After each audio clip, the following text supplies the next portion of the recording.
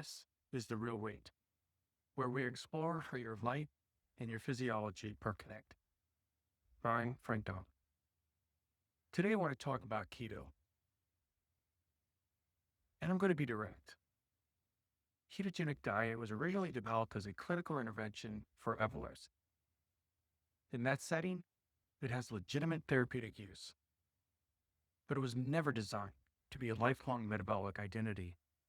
And I don't believe long-term ketogenic dieting builds metabolic resilience for most people. In many cases, it narrows it. Let's go deeper than surface level weight loss. When someone begins keto, glycogen stores drop quickly. Glycogen isn't just stored carbohydrate, it's your buffer. It's your body's short-term energy reserve. It allows you to respond to stress without excessive cortisol and reliance, fuel high-intensity movement, maintain stable blood sugar between meals. When glycogen is chronically low, that buffer shrinks. Your body becomes more reliant on stress pathways to maintain glucose. That's not dramatic in week one, but over months, that shift matters. Metabolic flexibility means your body can switch easily between fuel sources. Glucose when it's available, fat when it's appropriate, ketones when needed. True resilience is flexibility. Long-term carbohydrate restriction reduces exposure to glucose metabolism. Over time, the enzymes involved in carbohydrate metabolization can downregulate. The body becomes efficient at burning fat, but less adaptable overall. That's narrowing, not strength. Now let's talk about gluconeogenesis more specifically. When carbohydrates are consistently low, your body produces glucose from amino acids and other substrates. That process requires energy. It's hormonally driven. It increases reliance on cortisol and glucagon. Again, that works, but it increases physiological load.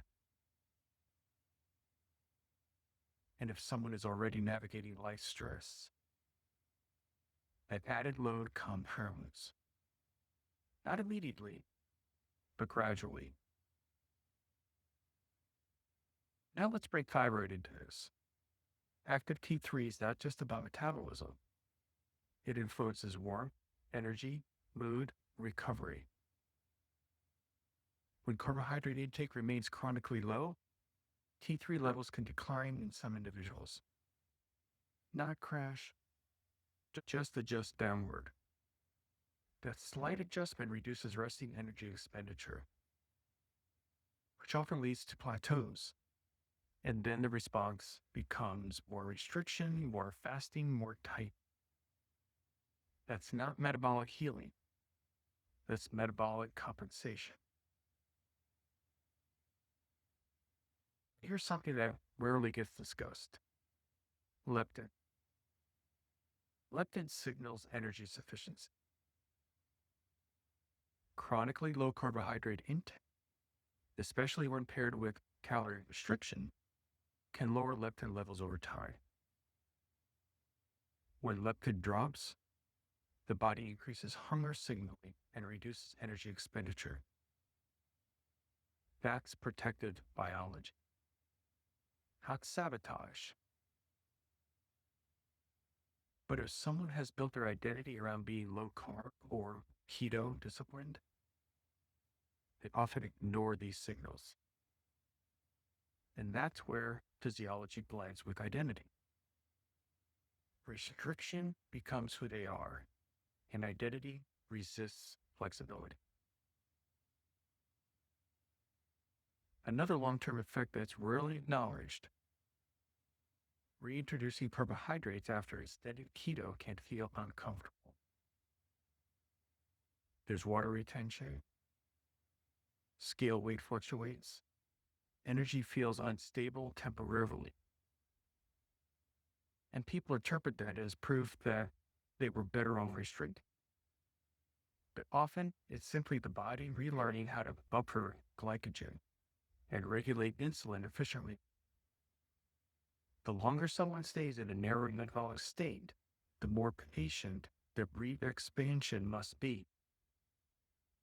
Without damage, that's adaptation reversal. So let me say this clearly. Short-term keto doesn't restore resilience. It shifts fuel reliance. And long-term reliance on a narrowed fuel pathway does not increase metabolic robustness. Resilience is flexibility. Safety is flexibility. Health is flexibility.